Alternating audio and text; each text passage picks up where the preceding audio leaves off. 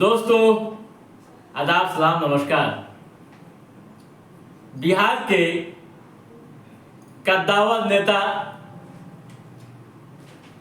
व पूर्व उप मुख्यमंत्री की जिम्मेवारी संभाल चुके सुशील कुमार मोदी का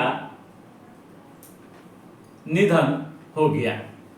13 मई को दिल्ली एम्स में उन्होंने आखिरी सांस ली।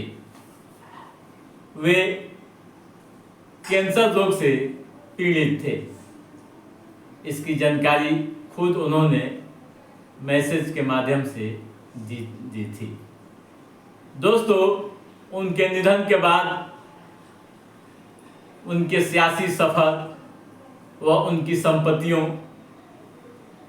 को ले कई तरह की चर्चाएं होने लगी है और अलग अलग तरीके से कयास लगाए जा रहे हैं। आज के एपिसोड में हम बात करेंगे सुशील मोदी के सियासी सफर को व साथ में उनकी संपत्तियों को भी जानने की पूरी कोशिश करेंगे। दोस्तों, बिहार भाजपा में सुशील कुमार मोदी एक बड़ा चेहरा थे। छात्र जीवन से उन्होंने अपनी राजनीतिक करियर की शुरुआत की थी पटना विश्वविद्यालय से। दोस्तों, पटना साइंस कॉलेज से ग्रेजुएशन की पढ़ाई की। वे 3 बार विधायक निर्वाचित हुए। 1990 में, 1995 में व वर्ष 2000 में वे विधायक निर्वाचित हुए थे। 2020 में वे राज्यसभा के सदस्य बने थे। आपको बता दूं कि सुशील कुमार मोदी बिहार में प्रतिपक्ष के नेता भी रहे। 1996 से लेकर वर्ष 2004 तक वे इस दायित्वों का बखूबी निर्वहन करते रहे। दोस्तों, वे 2 बार बिहार के डिप्टी सीएम बनाए गए। पहली बार वे वर्ष 2005 से लेकर 2013 तक व दूसरी बार 2017 से लेकर 2020 तक वे उप मुख्यमंत्री रहे। बखूबी उन्होंने अपनी जिम्मेवारियों का निर्वहन किया।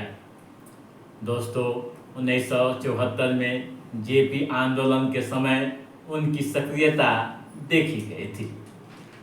1973 से 1977 तक पटना विश्वविद्यालय छात्र संघ के महामंत्री रहे। 1990 में राजनीति में पूरी तरह से सक्रिय हुए और पटना सेंट्रल विधानसभा से वे चुनाव लड़े और जीते भी। दोस्तों, जेपी आंदोलन में 1974 में इमरजेंसी के दौरान वे गिरफ्तार हुए थे और 19 महीने उन्हें जेल में रहना पड़ा था। आपको बता दूं कि उसके बाद वे राम जन्मभूमि आंदोलन में भी बढ़ चढ़ कर हिस्सा लेते रहे। 10 दिनों तक इस आंदोलन के कारण उन्हें जेल यात्रा करनी पड़ी थी। अखिल भारतीय विद्यार्थी परिषद के कई पदों को उन्होंने सुशोभित किया।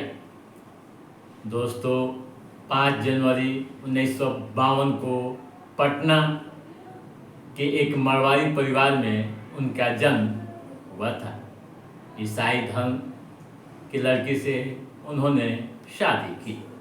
2 बेटे उनके हैं, उत्कर्ष तथागत व अक्षय अमृतांशु। दोस्तों, वर्ष 2004 में वे भागलपुर से सांसद चुने गए। 2005 में सांसद पद छोड़ी और एमएलसी बने।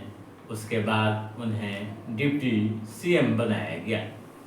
दोस्तों, एमएलसी की बात करें तो वे वर्ष 2006 से लेकर 2012 तक, फिर 2012 से 2018 तक और 2018 से 2020 तक वे एमएलसी रहे।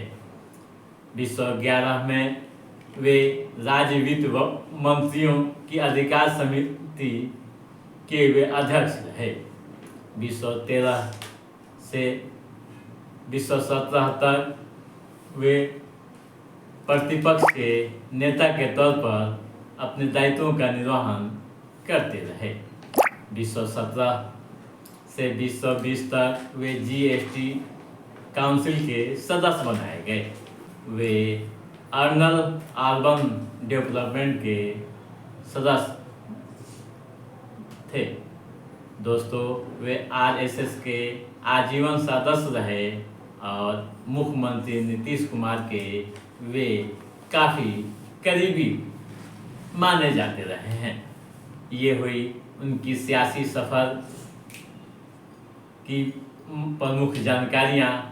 अब आइए और आगे बढ़ते हैं, उनकी संपत्तियों को भी हम जानने की कोशिश करते हैं। दोस्तों, सुशील कुमार मोदी के पास 5 करोड़ की संपत्ति थी।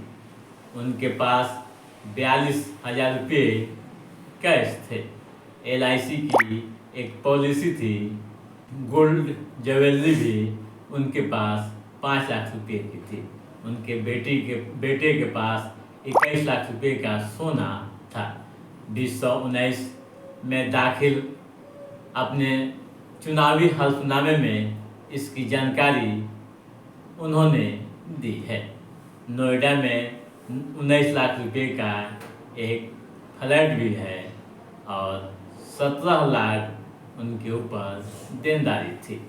तो दोस्तों, ये हुई सुशील कुमार मोदी के बारे में प्रमुख जानकारियाँ कि कैसा रहा उनका सियासी सफ़र और उनके पास कितनी संपत्तियाँ थी जो छोड़ गए।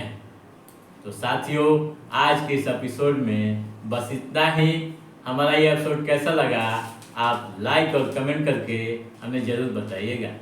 यदि आपने हमारे चैनल को सब्सक्राइब नहीं किया है तो सब्सक्राइब भी कीजिएगा, ताकि इस तरह की घटनाओं से संबंधित जो भी अपडेट है उसे हम समय समय पर आपके बीच पहुंचाते रहेंगे।